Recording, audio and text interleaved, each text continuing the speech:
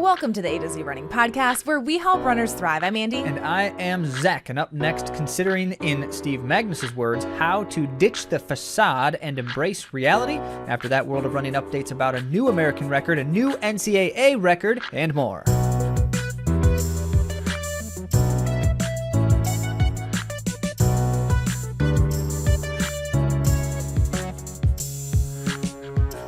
Welcome back. We are glad to be with you again. And guess what? We are going live. That's what it's called, right? Going live. Yeah, you got the vernacular. You're doing a live thing.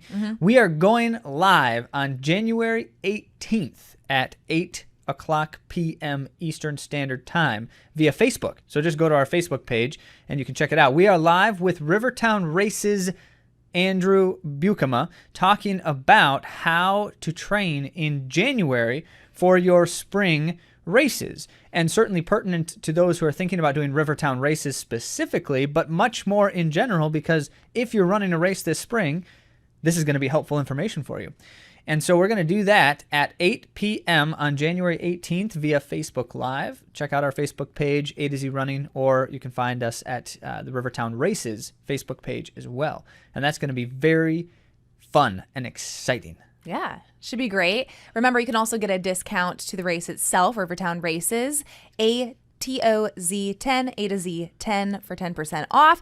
Also, if you do sign up, then you get a discount the other way around with us, with a custom training plan if you would like. You also have access at that point to a general training plan made by us. Because we are the training partners officially for the race, we're glad to be able to partner with Rivertown Races in this capacity.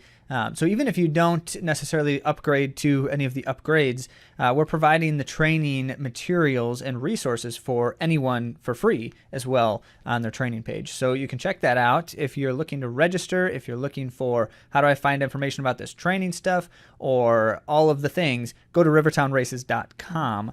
You'll figure it all out. And as we've said many times, even if you're running other races as your focal point or goal races in the spring, you can still get a discount on a custom training plan if you are also signed up for Rivertown Races. So do that first. You got to register. And the way these things go, don't wait until the last minute, because you get none of the perks if you wait too late to register for the race. Register now and then take full advantage of the myriad opportunities to excel this spring, including, and not limited to, a live session on Wednesday, January 18th at 8 p.m. Eastern Standard Time via Facebook Live.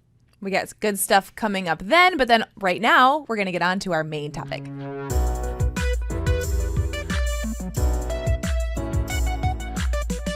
So remember all that time ago on our last podcast episode when we were talking about Steve Magness' book, Do Hard Things, and more generally, just trying to talk about the concept of toughness and what that means or doesn't mean as we think about how to excel at running and be tough while we do it.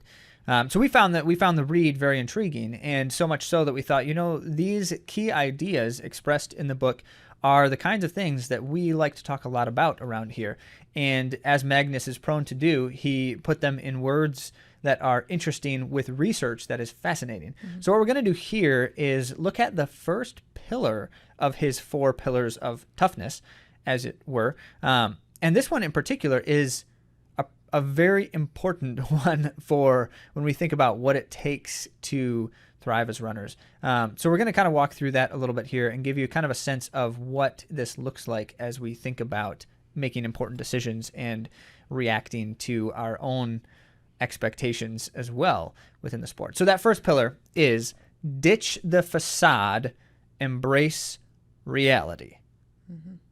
So what do we need to think about here, Andy? There's a lot of conversation in this pillar about confidence. And we need to be able to accurately assess the demands of a situation without this blind ambition and false sense of confidence. So we need to have a more accurate idea of what true confidence is. We talk about true toughness, true confidence. All this content, what I love about it is that not only does it directly pertain to running and we can actually implement some of these really good practical ideas that he has, but also life and other areas that we're pursuing within our full and thriving lives. So Like the definitions of words. Like what does A lot this of really mean? And it really hit home for me because he goes on to talk about the way that we falsely perceive confidence, and it hit me. It hit me right here, deep inside. Why did it hit you right there, Andy? Because I resonated very deeply with the false sense of confidence. It shook you to your core. Is that what it means to resonate deeply? Yes, the all facade. These idioms. These are great idioms. The facade fell down. It shook it off. Let's take away all the idioms, though, and like in practice, what are you talking about here? Are you saying that your confidences are false, or no? I'm just. We'll get to that. I'll talk more deeply about that. I'm jumping the gun. Sorry. You are. Well, let me say this, because at just a baseline, like the idea of accurately assessing, and I can't even remember, you said something that just really is an important, but ambition. And blind ambition, as it were, is in so many ways for a runner, we don't necessarily want to, this isn't the kind of thing that you want to say to somebody else, because that's where you get on like you're crushing my dreams kind of thing, which can in fact be true and is not the intent, because we have to look at something like how many of you have heard the story of the marathoner who's been running for years and years, and then they had some kind of breakthrough and they like ran a 20-minute marathon PR. Well, that can happen. Yeah. That does happen. It actually happens a lot. So as we are looking at someone else's situation, need to be very careful in how we're self-talking about them and outwardly talking to them, because this is not the kind of thing that we can readily, accurately diagnose in another person. At least not without knowing the person in more deeper and thorough ways, like everything about them. And even then, who knows? But the point being, this is the kind of self-examination stuff that we don't try to do this to accuse a person of, you need to ditch the facade and embrace reality. But what does it look like, and where do we tend to make mistakes as we're looking at our own situations, and how we might be able to perceive these things more accurately? So let's get started. Magness wrote, being tough starts far before we enter the arena or walk on stage. It starts with our expectations. And we have talked about some of his work in regards to the mismatch theory. That's such a good one.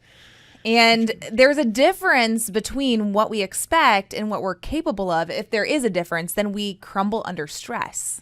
So that's, in principle, that's what mismatch theory is suggesting, is that I expect certain things, and when those things are not happening, then I cave.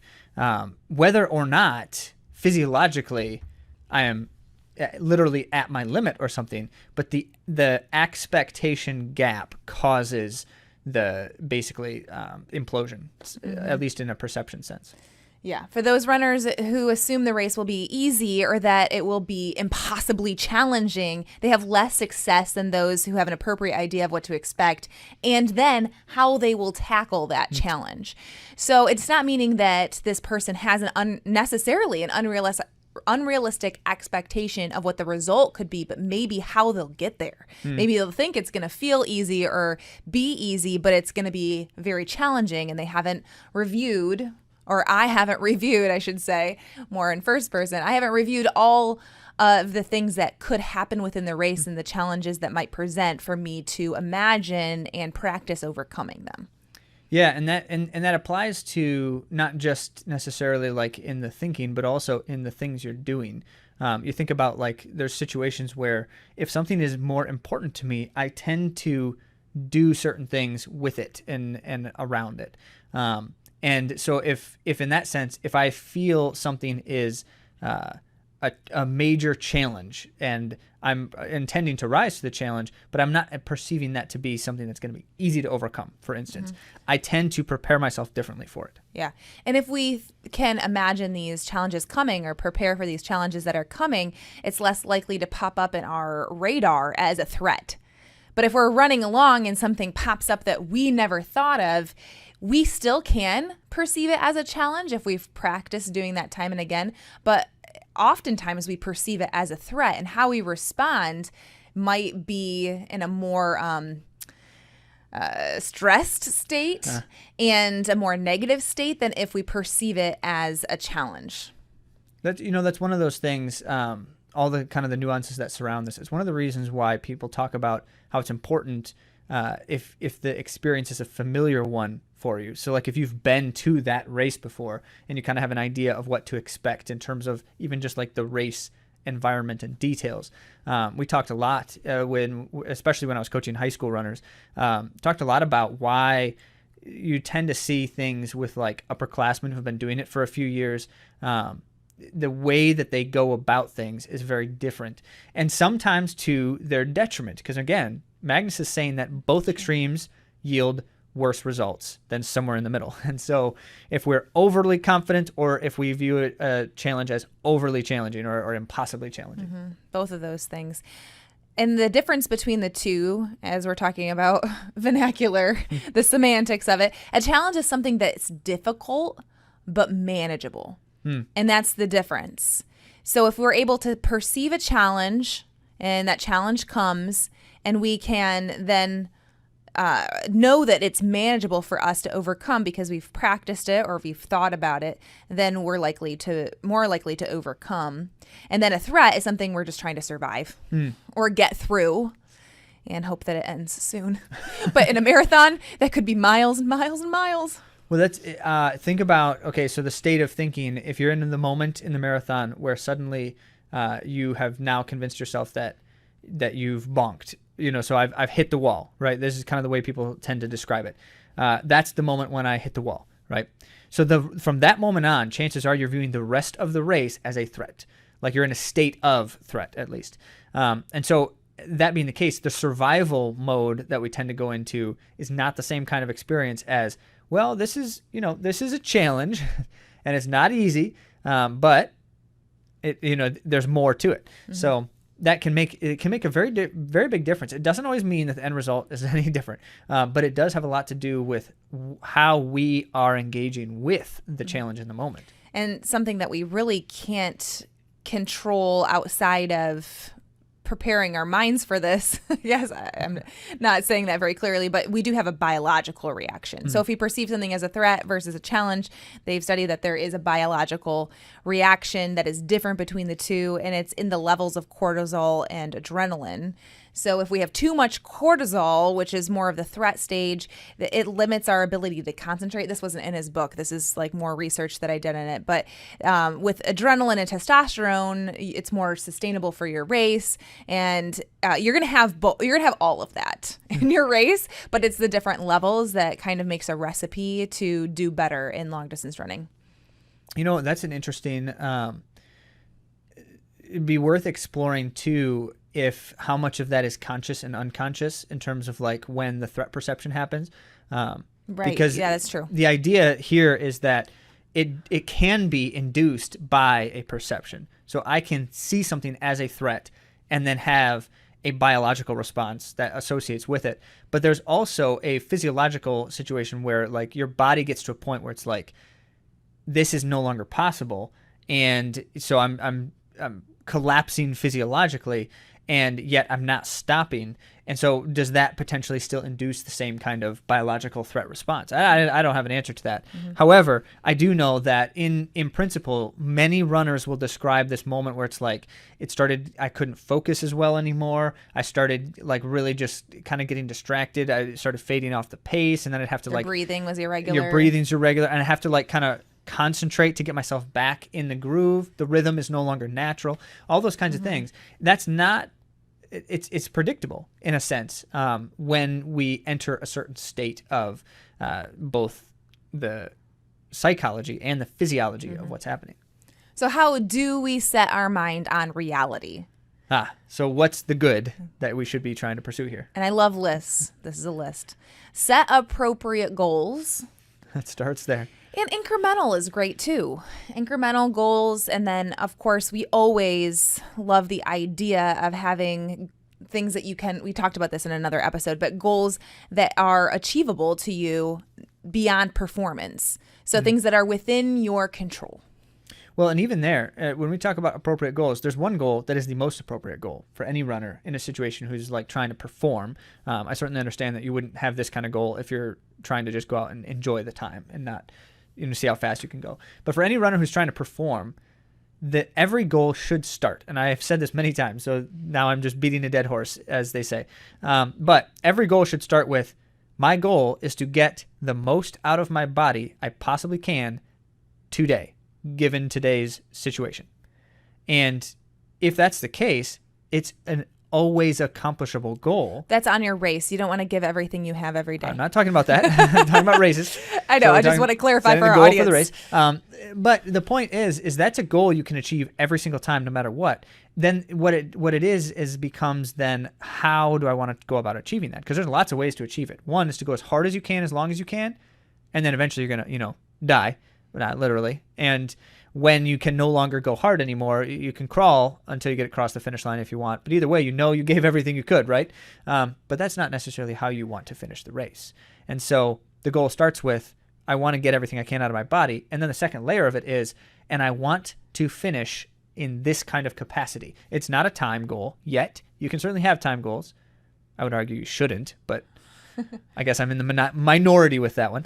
But the point here is to establish what it means to have an appropriate goal. We have layers of that. And among them is understanding that certain kinds of goals tend to allow me to engage with them in certain kinds of ways. If your goal is a time goal, you have highly restricted yourself to a certain kind of approach to something, meaning like to perform based on a time. So it starts there. Mm-hmm. There's a lot of ways to go about it, but I appreciate that as the first step. Set authentic goals. And I wanted to clarify How is that different? Yeah. I know. It's not setting a goal for your public self, but for your true self. Once again, I know it sounds so flowery. I'm doing this on purpose. I know Magness does this kind of stuff a lot, so it's predictable here. It's the idea that how other people see your goal. Do other people think your goal is glamorous or wonderful, or is this what your coach expects, or your parents, or your friends, or your significant other? Well, we should say what your coach expects is the most important thing. But I'm kidding. He's kidding. It's the opposite of that. So instead of your public goal, which might look flashy or opposite, sandbagging, if I publicly want to. That's how Andy does public goals. No, she always tries to downplay other people's expectations. I've just had some bad situations. So in general, it's very difficult to trust others with your goals, like things that matter to you sometimes. But then we don't need to post specifics on social media. You don't need to say I'm gonna run this time so that you know that you can achieve that, and then have the admiration and affirmation of those around you. Having true goals are ones that you set for yourself, that you see as being something that will satisfy or make content this aspect of your striving. Now, I do want to at least say this because there's a possibility that he's listening, and it's important to give the shout outs where they're due. So Q, if you're listening.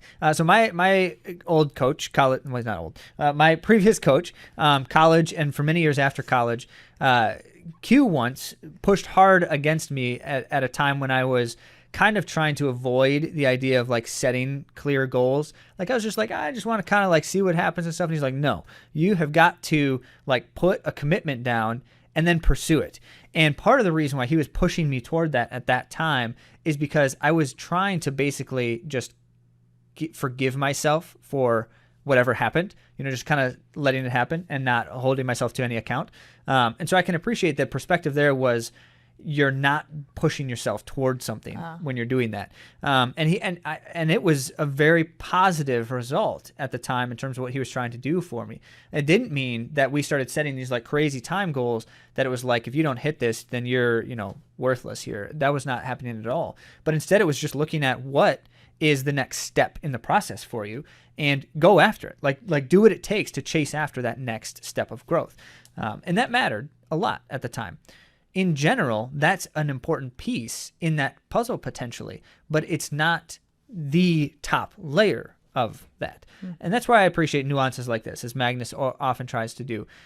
This idea of a true kind of an authentic goal here, a true self goal is in that sense, it's what is it that is that next step for me? What does it look like to achieve that step? And it's not always the kind of thing that when someone says, what's your goal? You can answer in a 3-second response, which is probably part of the reason why, it's not, you can't really post it on your Instagram in a cool picture Is that what Instagram does? Cool pictures?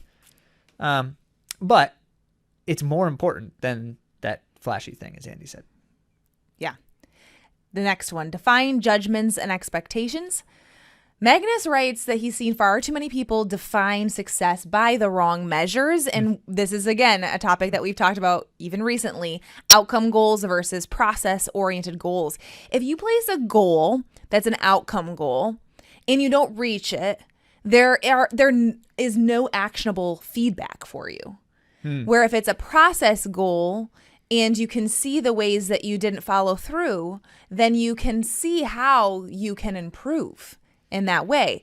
Where if you just don't hit something, you can just be like, oh, well, I didn't hit my goal. So remember your second discipline of execution, which is acting on the lead measures. That's a process goal.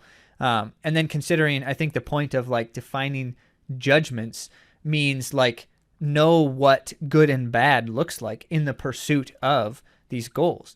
And so if I'm pursuing it well or if I'm pursuing it poorly, I need to be able to know that so I know how to then adjust to pursue better. Mm-hmm. Yeah. The next one is course correct for stress. So sleep deprivation, we know that does a number on your brain for stress and fatigue. And it's interesting because there's different ways that stress and sleep deprivation affect you. But overall, you just need to be well rested. And then priming your mind. I loved this one because I think that it's great even for other performance-oriented tasks.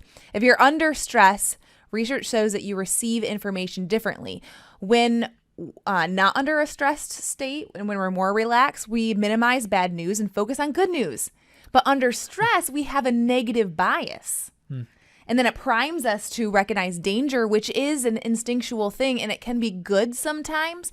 But if we are runners and we're not actually in a flight or fight situation, we want to be able to prime our minds for this, what would you call it, event, so that we know we actually have trained ourselves that this is not one of those situations. This is not a life or death situation. So we can change that stress into a more relaxed state, and we'll look for those opportunities. So we're training our minds, we're priming our minds to look for opportunities instead of threats. This is where, so a lot of people look at, and we're going to try to provide a few suggestions here, but a lot of people look at the idea of like, doing something about my stress. And many of us will agree that a lot of times stress is externally induced. Like the circumstances around me are why I am stressed, and I can't always change. So Andy, when you have a lot going on with work plus family things, plus, suddenly it's a more stressful time. It certainly is that. So let's assume there's two potential situations here. We're going to try to address both of them in a couple different ways. But let's assume one situation is the stress is externally induced for the most part. And the other potential situation is it's more internally induced, where there may be stressful situations, but I am increasing that via my response and how I'm responding. So think about both of those. Let's consider then some suggestions. Yeah. Well, I'm not really sure if it's directly to that, but this is a really practical. I'm going to tie it directly to that. Okay, go ahead. No. You have to do this first. Oh, so a practical suggestion is like right before a performance or before a race to focus on what you're good at in this task. So for running, like think about what you're good at, right, and what you enjoy about it right before. Right before your event is not the time to think about your mistakes or weaknesses or even try to correct anything. Before the event, you need to search for opportunities to stay positive. All that other stuff happens in practice or happens when you're training, the ways that you're thinking about your weaknesses or imagining the scenarios that could go wrong. That happens far before the few days before your race. On race day, you only think of the things you're strong at and also the positive outcomes that can happen. So that's one of those where the two scenarios I was describing, race day tends to be, for many of us, it reduces the noise of the stressful circumstances of life because we tend to get outside of our normal life situation. Many have described if you're racing in your own backyard, then you tend to not feel quite the same. Well, what Andy's describing here, the idea that you can kind of like exit some of that and focus more positively and not be distracted by those stressors, negative considerations and such. Remember that the negative bias is easier when we're under stress. So a lot of times it's like when I have an important race, it's often recommended to like go somewhere for the race. Don't make my important race the one in my backyard every single time. I'm not saying it can't be. I'm just saying that when that is difficult for me, one of the solutions can be race somewhere else. And I'm getting that from many of you. And in conversation, hearing a lot of people say, I like to be able to race my important races, like, take a weekend out of town kind of thing. So that can help with such a thing. But when the stress is more internally induced as opposed to external circumstances, then we have to look back at something like the Flow book, which we were reviewing at length a while back. Go back and listen to some of those episodes if you haven't. But then we start considering, okay, so I have to find a way to train my attention toward, as Andy was saying, toward the more positive side of things, be able to train my focus toward what is it that I'm thinking about and dwelling on, which is, anyone who's talked about like meditation or mindfulness practices are talking about that exact principle. And that's a key piece in being able to enter into a situation in a productive and positive state. And how we think about ourselves also influences how we do in a race, our expectation and our perception of the event. When confidence is low, we turn more negative. So how we view these challenges is going to be like super impact, for lack of a better word. It's going to be very impacted by how we view ourselves. And that's where the conversation about confidence enters in. I don't know about any of you, and when you were born, you don't need to tell us if you don't want to, but for the 80s and 90s, which I was late 80s, we heard the self-esteem talks. It was a self-esteem era. And we were told if you believe in yourself, you can do anything. And it created a self-focused generation, according to Magness. And self-esteem became the goal instead of self-esteem being a byproduct. Interesting. Yeah, and I love what he said. Self-esteem doesn't come from being told we're great, but rather doing the actual work and making connections. I have so many ribbons, you guys. I have ribbons for everything. The ribbons. It's all about the ribbons. That's a good college Math story. ribbons and cross-country ribbons. So many participation I never ribbons. got a math ribbon. Because it was this era, because self-esteem and how we view ourselves is important, but it was done in a way that created this desire for external recognition and rewards.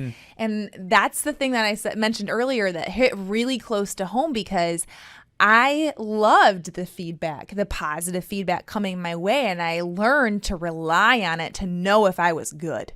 If I'm good, I'm going to get praise. I'm going to get a reward.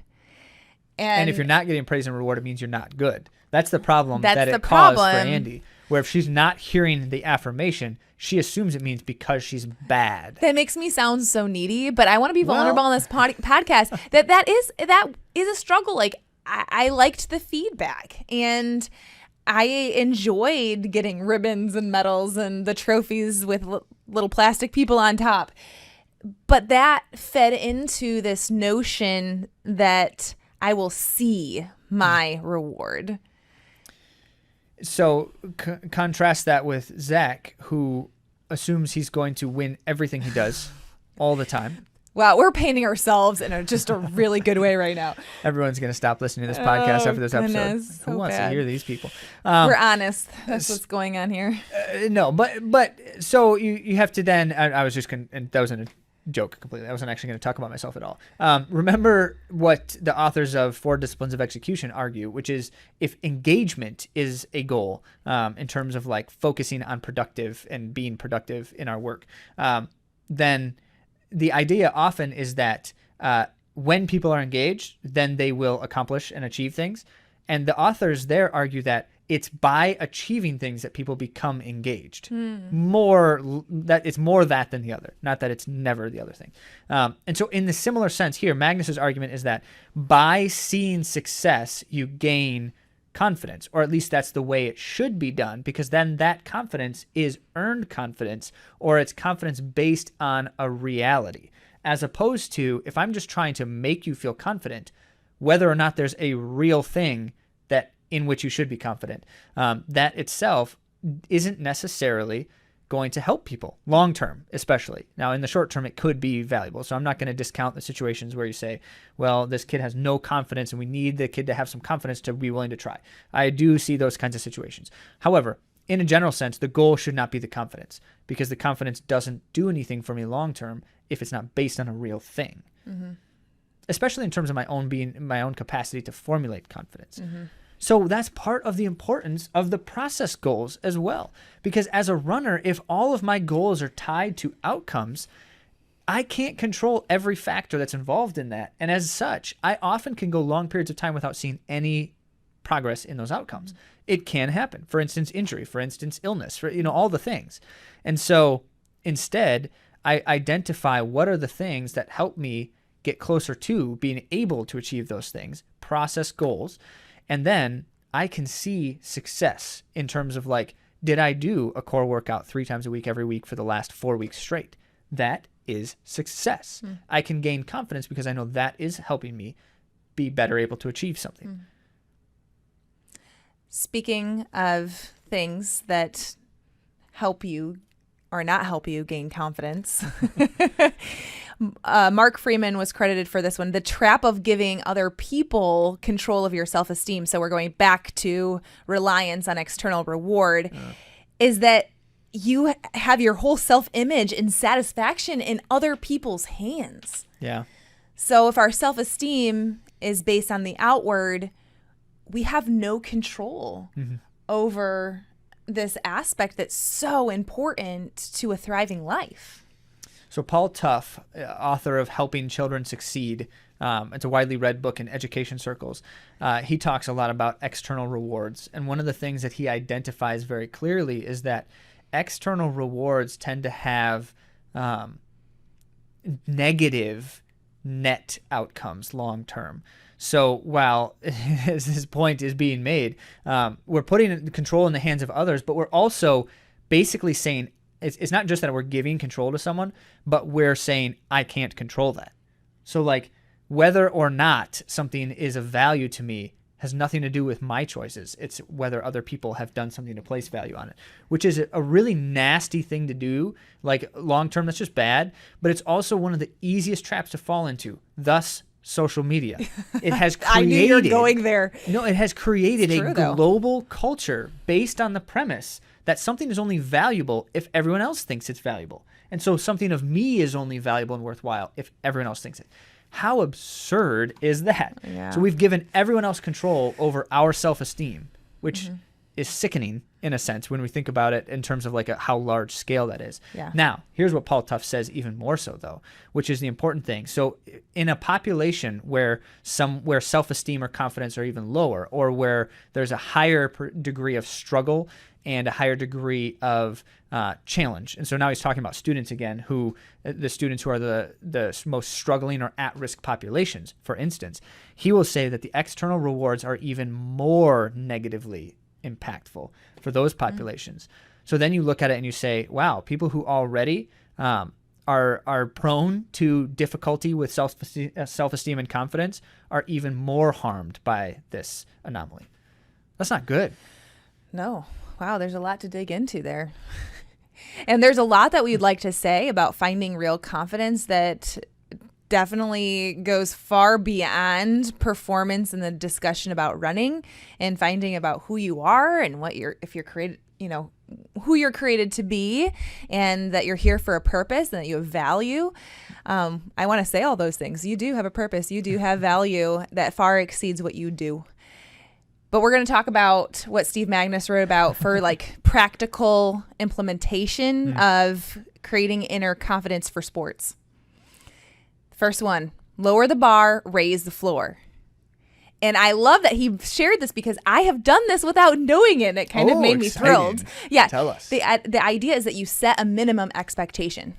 I know I can do X, and it's achievable and repeatable. You can have other goals. You can have your big goals, your dreamy goals. That's what Andrea Pomeransky says. Dreamy goals? Dreamy goals. You can have your dreamy goals. But on that same day, you also say, I can do this. This I for sure can do. And that gives you a confidence going into the race that you're going to accomplish that goal.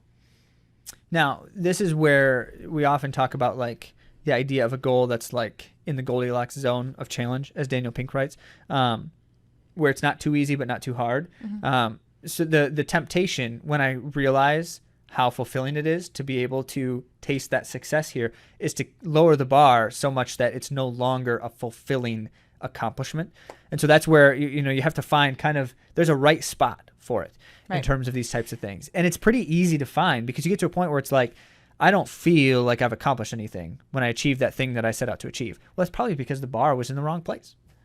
Right. And what he's saying is actually a little different than what you're trying to say right now. It's the idea that you still have a standard or you still have a goal, but you say, I at least can do this. The floor is what's raised.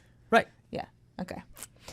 Now, I have an idea about this because we were talking about the whole 80s, 90s kids. You know that phrase like shoot for the stars? Or shoot for the moon and you'll land among stars. How silly is that quote? It's so silly. You can't land among the stars. They're light years and light years away beyond the moon. You're nowhere nearer the stars if you shoot for the moon than if... There's just a really, really long way to fall if you don't have levels and tiers of goals. So if we have levels and tiers of goals, as Magness is talking about raising the floor, then you don't fall as far. Does that make sense? Maybe. But if you just shoot for the stars and you don't have any other tiers of goals, then you do fall pretty hard and it's very disappointing. And it's hard to rally during a race if you feel like you're totally missing the mark. Yeah. That so it's challenging. This is kind of the difficulty with on premise, these things are not easy things. In terms of like what does it look like when I'm actually like setting my goals, and am I getting it wrong? Way too easily you're going to hear a conversation like this and think, well, I'm there's no way I'm getting it right now with my goals, but that's not the point. The point more here is when I find that it's difficult for me to be confident, or when it's difficult for me to feel successful, what are some things that I can examine in terms of adjustments that might get me closer? And that's where the honesty piece comes in, to stop masking our weaknesses and trying to appear or make excuses for the things that we need to work on. It's okay to be imperfect. Shed the idea that you need to be perfect, but also have the boldness and the confidence to admit the things that are weak, that need to be worked on in order to move forward. And that sounds very simple, but I think it can be, at least for me, the excuses come in. Like, this is why I don't do this. This is why I haven't been committed to doing this thing. Like, I make all these excuses, and that's the mask that I wear in order to avoid really, truly examining the ways that I can improve. The other part is trusting your training and trusting yourself, and then developing a quiet ego. So he doesn't want us to all have loud egos like Zach? My ego's a little too loud? Okay. And now there is a relationship between confidence and control, and having the feeling of control and actually being in control on your run is going to help aid in your success. And confidence and control, like I said, go hand in hand. And the quote is this: what happens over the course of distance running is open to constant change. Athletes have to make untold decisions that relate to their many bodily states. So many bodily states in the marathon. I'm not sure where to go with that. Many bodily states. What concerns us, therefore, is how effective a training plan it can be if the body stands. Effective the training plan can be. Now, that can be looking at like the coach in the stands. Does he know what the body is feeling at the very moment, or is it the person on the track? That person needs to be in control of the training process, which, again, I'm very happy to hear, someone else articulate this in the research of how confidence works, because that is what our goal is when we have our athletes, is that we want this communication so that we know where the athlete is at and we can advise them, but they are in the driver's seat. And they tell us how they're doing, how they're what they're thinking about certain things and what they need in order to move forward in their fitness journey. So to have that part of the control piece is going to help an athlete become more confident if they're understanding, and I'm guessing you like to understand if you're listening to this podcast today, about how training works and how our brain works and how that all fits into this sport that we all love called running. And what that then ultimately means for me in this moment. You have to, it's the constant interpretation or interpolation, extrapolate. Anyway, you're having to constantly apply a lot of different considerations to a moment and how you're feeling and think, what is it I should be doing right now? Oh, and this idea actually was not Steve Magness. This was from Joseph Mills and Mitchell Foucault from the Athletics Coaching Center. But having the power of choice is very positive, and it gives a runner control. When we put people in the position, when you are in the position to choose, it gives you this switch that's on, and it trains the prefrontal cortex, allowing you to understand and regulate sensations of pain, fatigue, anxiety. So you learn to become a more intuitive runner, as we like to say, by making those decisions with the information that we're receiving from our body, such as pain, fatigue, anxiety. Well, and it's somewhat trial and error, making those decisions and then seeing what happens as a result of those decisions. And if it doesn't go as hoped and planned, you try it a little differently next time. A couple practical tips that we're going to conclude the main topic with for training to have control. You go from small to large. So start with, we like to say this a lot on this podcast, start with one small thing that you can control and then move on to the next and the next. Give yourself choices. All or nothing often leads to nothing. That's the entropy argument. Everything breaks down, and so if your only option is you have to have it all, something's going to break down, and yeah. So flip the script. Give yourself a choice. Make a decision that's going to help you with that day, and that's we advocate here for understanding your training so that you can make a good choice when it comes to decision making in a workout. What am I going to do next? So is it neuromuscular? Okay, maybe I'm going to switch to a different length of interval. Or I am in a steady run and I am feeling fatigued way too early on. I don't think it's sustainable. Okay, I'm going to slow it down. Even though everyone wants to negative split, it's okay to slow it down to be able to complete the workout. Ending the workout early is not as helpful. So all of these decisions that we are making. And then finally adopting a ritual. And there's a theory of what's that word? Compensatory control. Compensatory control. We try to establish control in the outside world to gain control in the internal. And that's where you're going to see a lot of athletes have little rituals where they, baseball players that tug on their ears and do all that funny stuff. Well, it's actually good for the brain because it has this calming effect where we have control over this ritual that we do right before we have a big performance or an event or a race. Which is one of the secondary purposes of things like pre-run drills and routines. Not that we're trying to make the case for why you should be doing more of that. You always are making that case. Always. And going to do so even more when we start talking with the surgeon here in a few weeks. Good. So point being, yes, creating little things, basically finding the things that you can control in such a capacity that it helps orient you toward the thing you're trying to accomplish, especially in terms of a physiological challenge. Yeah. Well, that's all for this week. We're going to continue the conversation again soon. Now on to the world of running.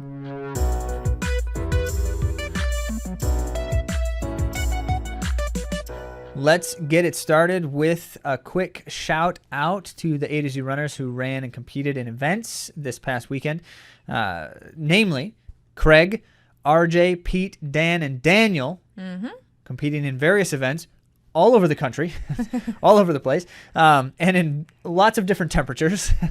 I'm being literal here. We're talking about Houston, we're talking about Arizona, we're talking about San Diego, we're talking about Michigan.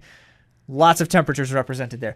So, yeah, shout out to all of those who did, in fact, endeavor to compete in something. And a quick note here, shout out and a special congratulations to RJ for a major debut in the marathon, his first marathon, and an incredible performance at that. Did he get a half marathon PR in Oh, route? yeah. Yeah, I thought so. Well, not en route. Both halves of his full marathon were huge half marathon PRs as well. Fantastic. So it was great. That's so exciting. Congrats, RJ. That was really cool to see. Speaking of fast half marathons, we're going to talk about it because it's the big news of the weekend. Emily Sisson is sizzling in Houston half. You love my alliteration. You did that. I did do it. Sizzling Sisson? Sizzling Sisson. I don't know. It's going to catch on. I don't know. Especially with how she's been running. Oh, I like it. Just not so sure about that. So Emily Sisson improved her own American record for those that haven't heard yet. For those who missed it when we said it a couple weeks ago, Sisson currently holds the half and full American records, which, by the way, it's been a while since a female has held both of those records at the same time. And to just kind of prove the point to the world, I guess, she broke the marathon record in October of 2022 and now rebroke her own half marathon record just a few months later. Yeah. So it's like no denying the fact that she's on the top. She improved her own American record in the half by 19 seconds, running an overall time of 107.52. 106. That's sizzling. 52. 106. You said 107. So she is now the first American female to run under 107 in the half marathon, which is another benchmark. It's awesome. Crazy. It was just kind of amusing to me. In her Instagram post, she wrote that it hurt a little. Just a little? It hurt a little. Just a little. Yeah, I would expect that it would. But also, she says that there's probably some room for improvement for her because she started out really fast in the first 5K and then slowed a little bit. But she thinks that if she would have settled down a little bit there in the beginning, that she might have had an overall a little bit better of a time. Maybe it wouldn't have hurt at all then. Maybe it would have hurt, but it hurt a little because she went out a little fast. But anyway, huge performance by Sisson. And she was second in the overall race. In the race for the women by Hiwat Jebaramwai of Ethiopia, who ran 106.28. I think that is right. Not far behind. No, it's 106, Andy. Her previous time was well under. It was 106.52. Anyway, so Molly Huddle, who has also held the half marathon record not terribly long ago, had a baby 9 months ago and ran the race, and she ran a fast time too. It's like, wow, she's postpartum 9 months. 1:10:01. And then that qualifies her for the Olympic trials in the marathon if she wants to do it. Jenny Simpson as well. She debuted in 1:10:35. So there was a handful of women that qualified with that half marathon mark. And as you'll remember from a conversation we had a few weeks ago, that just opened for half marathon because it has to be within a year of the Olympic trials that you can qualify with the half. The full has been open for a while now. A couple of years, yeah. So, and then on the men's side in the half marathon, it was a sprint finish. That is always fun. Always fun. So there's Ethiopian Leul Gebrselassie Aleme, who ended up winning in that sprint finish in a time of 60 minutes and 34 seconds. 1 hour and 34 seconds, which is, pretty fast. less than a second, though, ahead of Wesley Kiptu from Kenya, which, whenever you got to run a half marathon and then sprint through the finish, I just always wonder why they do that to themselves. Well, they didn't do it on purpose. No, of course not. But, some might like it. I don't know. The first American finisher was Connor Mance, and he placed 6th in 1:01:12. PR for Connor Mance. Very good. Half marathon as well. Very nice. There are also fast marathon times in Houston. And the men's marathon came down to a really close finish again. In fact, it was the closest Houston finish since 1996 in the men's marathon. And it was won by Dominic Andauro. And then the Kenyan outleaned Tezdat Ayana of Ethiopia to claim the victory in 2:10:36. All right. Mm-hmm. Did I say that right? I believe. Oh, I'm sorry. I think that was the history part right here. In 1996. Yeah. and then the winner for 2023 was Tezdat Ayana of Ethiopia. Well, on the women's side, it was also a fast race, and this time coming overseas was Japanese runner Hitomi Nia winning the race in 2:19:24. More than 6 minutes ahead of the That's next a very fast place woman. marathon time. It is, Especially but also for a non-majors race. We should Yeah. acknowledge the fact that either you're running that kind of time in majors or Valencia, not in the Houston Marathon. That's crazy. Yeah. 8 American women ran the Olympic trials qualifying time, but many of them had already qualified. Ah. And I didn't do the work of cross-checking them, so I'm sorry, guys. But Not sure exactly which 8 one. of them ran the Olympic trials qualifying time in the marathon, but many of them I recognize their names and had already been on the list. So Including previous podcast guest Andrea Pomeranski. She ran a personal best time yet again, and she's a masters runner. She's so cool. In 2:31:06 for 7th overall. Just keep chopping Congrats, away. Andrea. Just keep chopping away. So thrilling. Good stuff. Well, let's jump ship for a second and head to the track in the short distances. And this is an event we wouldn't necessarily normally report on, except for that the previous record holder happens to be Andy's favorite person on the track. Oh, I mean, I like her. I have a lot of favorites. I think do. that she's one of them. Okay. Okay, Not so going to downplay. on the college scene in the NCAA, the 600-meter run is not – is it a dash? Yeah, it is a dash. Sorry. It's called the 600-meter dash. It is not a highly contested or regularly contested event because NCAA does not compete in that distance at the championships. However, that being the case, there are a few instances where people will go out and try to run fast times in that race, including, as it were, this one at the Arkansas Invite. Mm-hmm. And in this instance, Athing Mo, current American record holder in the 800 meters, also previous collegiate record holder in the NCAA at the 600 meters. She had set that record during her freshman year when she ran 1 year of college and then, went pro. So Britton Wilson then broke that legendary runner's record, which is always an impressive thing when you see something. But she didn't just break it. She broke it by a chunk. What did she knock off of this thing? Well, almost a second. 0.7? Is that Almost right? a second. Yeah. We're talking about a 600-meter dash. Yeah. That's a lot of time. Yeah. So Wilson posted a time of 1:25.16 over the distance, and Athing Mo's time was 1:25.8. And for Wilson, this makes her number 7 on the U.S. all-time list, and then number 10 all-time in the world. That's fast. That's fast and exciting. Yeah. So do the math a little bit, and it's like, okay, so how fast per quarter is someone running in order to run 1 minute and 25 seconds? And that's so if you're running 60-minute quarters, that would be 1:30. So chop 5 seconds between a quarter and a half, and you're talking about like 58 seconds and holding. 57. What's my math? That is super fast and hard to do. And this was the season opener. First race on the track for the season. So that's impressive stuff. And we're just really excited because indoor track is starting to steam up here, and we're going to be reporting more and more on that. And it's fun when you can throw in some good stuff on the roads too now and again. So that'll be good as well. But at the moment, that's all we have for you today. And as such, we just need to close out with 2 more reminders first, and definitely don't miss it.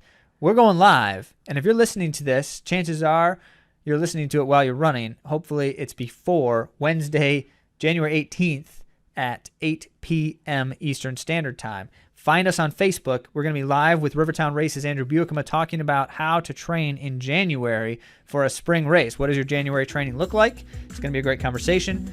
And you can find it at our Facebook page or on Rivertown Race's Facebook page. Thank you all for joining us, and we'll talk to you next week.